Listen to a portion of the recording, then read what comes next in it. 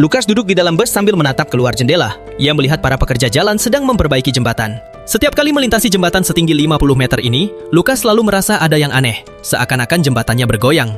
Ia mulai merasa bahwa jembatan ini tidak akan mampu menahan bebannya. Dalam hati, ia berdoa agar supir bus menambah kecepatan, sehingga mereka bisa cepat melewati jembatan itu. Namun tiba-tiba ada masalah di depan, dan para pekerja jalan menghentikan bus.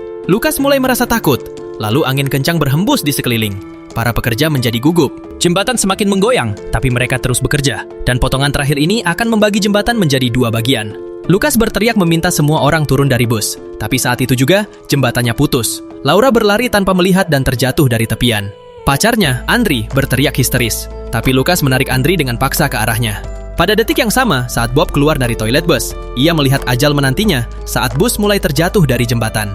Orang-orang lain berlarian ke sana kemari, berteriak menyelamatkan diri. Kaki Susan tersandung bagian jembatan yang patah, hingga kacamatanya jatuh. Lukas berlari bersama Anna, tetapi jembatan putus di tengah jalan. Kini mereka hanya punya satu jalan untuk mencapai sisi lain jembatan, yakni melalui pagar pembatas. Lukas membantu Anna memanjat terlebih dahulu. Anna ketakutan hingga kakinya gemetaran. Kata-kata Lukas memberinya keberanian, dan ia berhasil sampai ke sisi lain.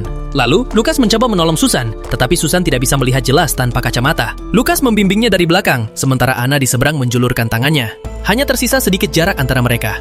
Lalu angin bertiup kencang, pagar pembatas itu patah, dan Susan terjatuh. Susan bisa berenang, ia hampir saja bisa menguasai diri, namun sebuah mobil jatuh menimpanya dari jembatan. Kini jembatan sudah hancur berantakan. Lukas berlari menyelamatkan diri, namun kawat baja telah putus dan orang-orang berjatuhan ke laut. Separuh jembatan sudah runtuh.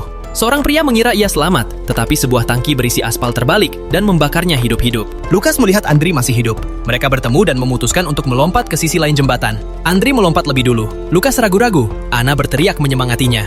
Akhirnya ia pun melompat, dan mereka berdua bergantung di pagar pembatas. Mereka melihat jembatan perlahan runtuh. Pagar tempat Lukas dan Andri bergantung pun mulai goyah. Lalu, sebuah truk dari atas meluncur mundur ke tepi. Batang baja berat berhamburan dari dalamnya.